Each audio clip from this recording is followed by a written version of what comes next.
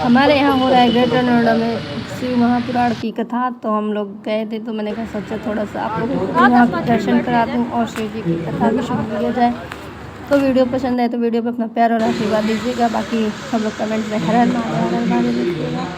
तो ये जा रहे हैं हम लोग, देखिए एंटर हो गए और इतने दूर बैठे थे, इतने छोटे से समझ में नहीं आया। त्र्यंबकेश्वर महादेव का जन्म प्राकट्य कैसे हो गया? तो कहा गौतम ऋषि पैसा रखी हो अपनी पत्नी अहिल्या के साथ अनेक ब्राह्मण पर्वत पर बहुत लंबे समय अकाल पड़ गया।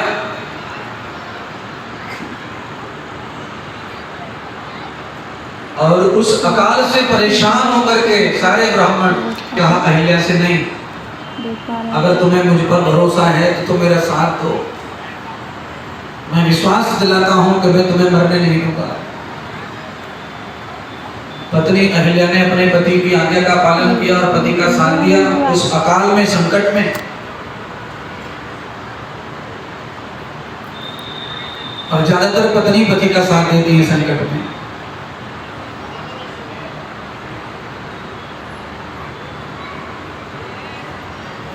गौतम ऋषि ने वरुण देवता का ध्यान किया। भगवान वरुण प्रसन्न होकर गौतम ऋषि को वरदान देने के लिए आप पहुंचे ब्रह्मगिरी पर्वत पर। वरुण देवता ने रहेगा, जब रहेगा। ब्रह्मगिरी पर्वत पूरा पत्थर है, बहुत मिट्टी नहीं है वहां। आप कभी गए होंगे त्र्यंबकेश्वर महाराष्ट्र में, या कभी जाएंगे देखेंगे वहां पत्थर है। लो ऐसे बताओ दिशा, 1 इंची मिट्टी है। ऊपर करो थोड़ा, आगे से लो, अच्छे से लो। अच्छा लकी थोड़ी देर बैठ लो। पूरा काला एक ही पत्थर का पर्वत।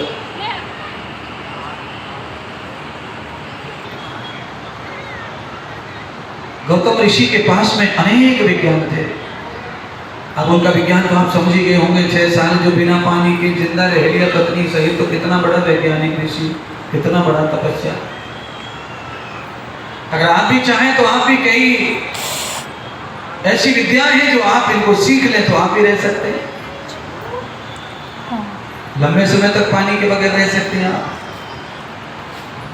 क्योंकि पानी हमेशा वायुमंडल में होता है, ये ध्यान रखना। आपने अपने घर में एसी चलाते हुए रोज देखते हैं आप, एसी। आप बताओ एसी में से पानी क्यों टपकता है? कहां से आता है पानी? पानी तो कहीं होता नहीं एसी में,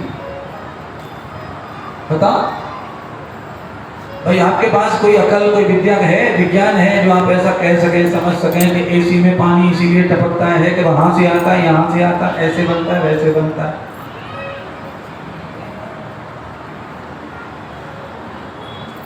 एसी में पानी आता कहां से? एसी पानी फेंकता कैसे?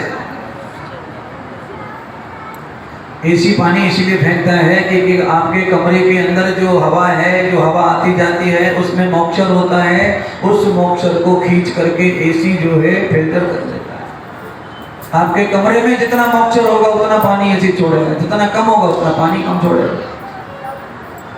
इससे ये सिद्ध कर दिया आज व्याख्यान में कि हवा में हर समय पानी रहता है। किसी को हवा में से पानी खींचने का ज्ञान आना चाहिए।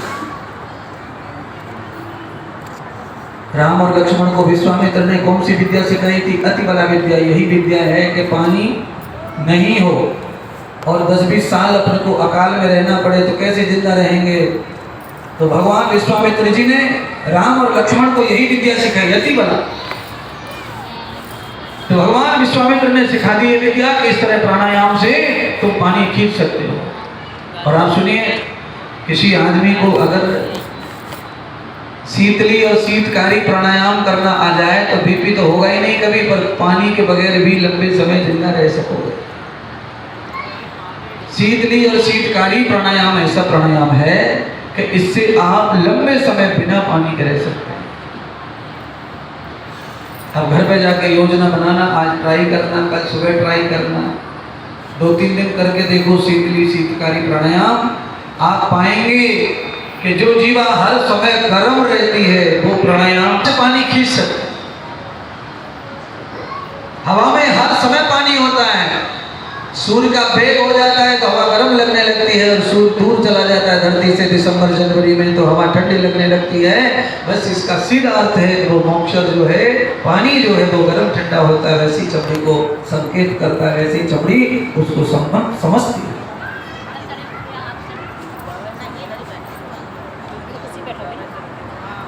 शरीर में जितना पानी की मात्रा चाहिए उतने पानी की मात्रा आप चाहिए पूरा करो।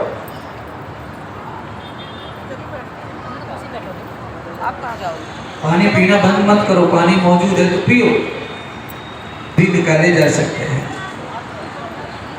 शरीर की शुद्धि नहीं होगी उस जल से।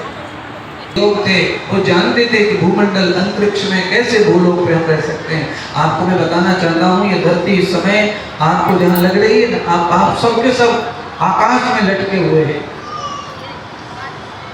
आप भूल में मत रहना कि आप कहाँ बैठे हैं। धरती जो है बीच आकाश में लटकी हुई है।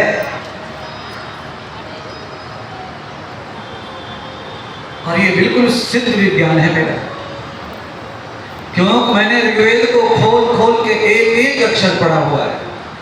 कह रहे थे तब वो कह रहे थे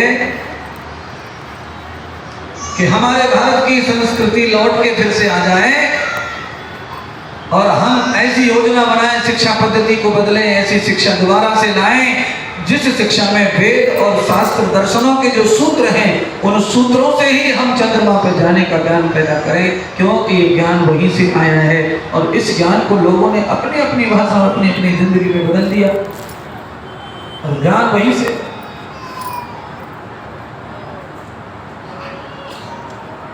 हमारे कितने सारे पंडित ऐसे हैं, ज्ञानी वैज्ञानिक, जिन्होंने पहले लिख दिया संस्कृत भाषा में कि धरती कैसी है, धरती कहाँ है, चंद्रमा कहाँ है, कितनी दूरियां हैं। बस ये सारी चीजें बस ऐसे समझो, दिल्ली बंबई ऐसे चंद्रमा और धरती, पूरी दुनिया ऐसी बसी है। कहीं पर जीव जिंदा है, कहीं पर जीव नहीं है। जिस धरती पर तुम रहते हो भारत की, यहाँ पर भी ऐसी जगह है जहाँ आदमी जिंदा नहीं रह सकता, जीवनचर्या नहीं है वहां। आज गौतम ऋषि ने अपनी पत्नी को विश्वास दिलाया और पत्नी का विश्वास जिंदा करने के लिए वरुण देवता को प्रकट करके जल पैदा कर लिया और अकाल के 6 वर्ष बिना जल के उन्होंने साधना से, तपस्या से बिताया।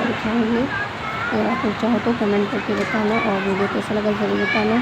चैनल पे जो भी नया गौतम ऋषि ने पेड़ और पौधा पैदा किए, पेड़ पौधा पैदा हुए, बड़े हुए, उससे बारिश हुई और बारिश हुई तो दुनिया भर का धन पैदा हुआ।